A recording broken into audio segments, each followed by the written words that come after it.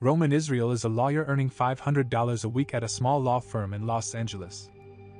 In his two-partner office, Israel is responsible for preparing briefs, often focusing on the civil rights of their defendants, while William Jackson, the firm's founder and a well-respected professor, focuses on the courtroom appearances that Israel struggles with.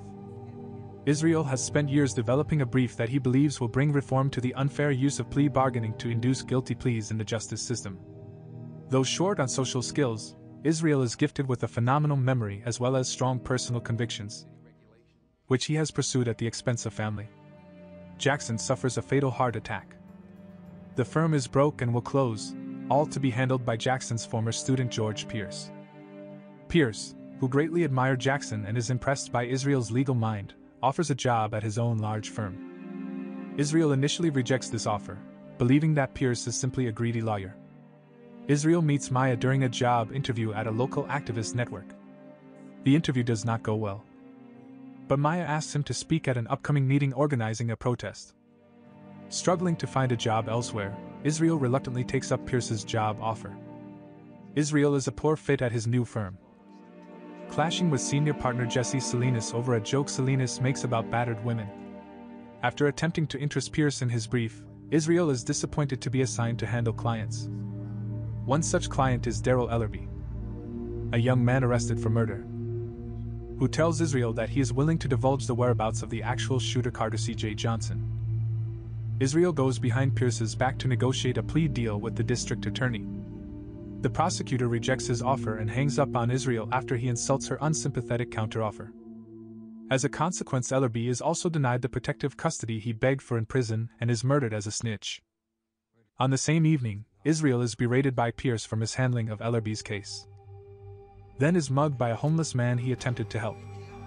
He becomes downcast and cynical, illegally using the information he received from Ellerby to anonymously collect the $100,000 reward for Johnson's location.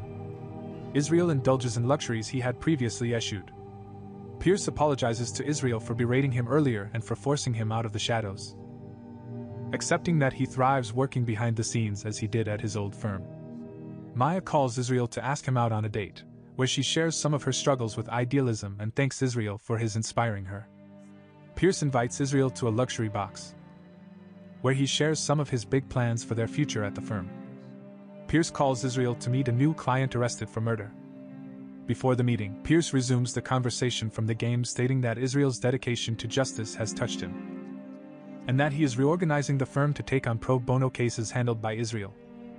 Pierce offers to work with Israel on his brief.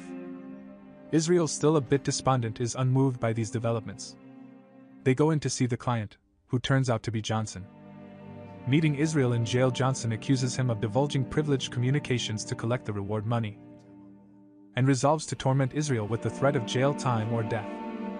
Israel suffers a breakdown in which he becomes a law unto himself, becoming both the lawyer and the defendant in one, and judges his own actions as unlawful. Renouncing his momentary transgression, Israel goes home and returns the reward money with a note apologizing for taking it in the first place.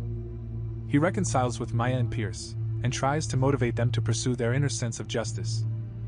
He tells Pierce that he is turning himself into the police for his crime. As Israel starts walking to a nearby station, he is shot and killed by one of Johnson's henchmen.